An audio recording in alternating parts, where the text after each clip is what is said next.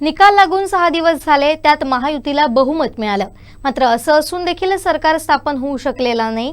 याबाबत आमदार आणि शिवसेनेचे नेते उदय सामंत यांना विचारलं असता त्यांनी 2019ची आठवण करून दिली। पाहुयात नेमकं काय म्हणालेत उदय सामंत। मी सकाळीच एक सुधीर मुनगंटीवार साहेबांची स्टेटमेंट ऐकली।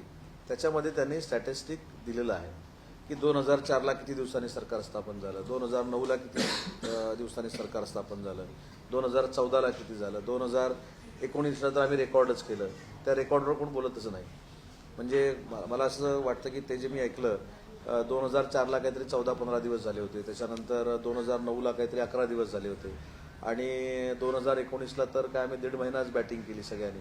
त्यामुळे त्याच्यावर कोण चर्चा करत नाही, त्याच्यावर बोलत नाही। पण त्यांचेच नेते असं सांगतात की 6 दिवस झाले तरी सरकार स्थापन होत नाही, पण तुमच्या कालावधीमध्ये 35-36 दिवस सरकार स्थापन झालं नव्हतं।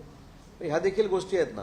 त्याच्यामुळे सरकार स्थापन करायला कुठचाही अडसर नाही, हे स्वतः एकनाथ शिंदे साहेबांनी सांगितलेलं आहे। भाजपानं, भारतीय जनता पार्टीनं देखील त्यांची भूमिका स्पष्ट केलेली आहे की त्यांच्या नेत्याची निवड येत्या 2 दिवसामध्ये होईल आणि ह्या सगळ्या तांत्रिक गोष्टी संपल्यानंतर सरकार स्थापन होईल।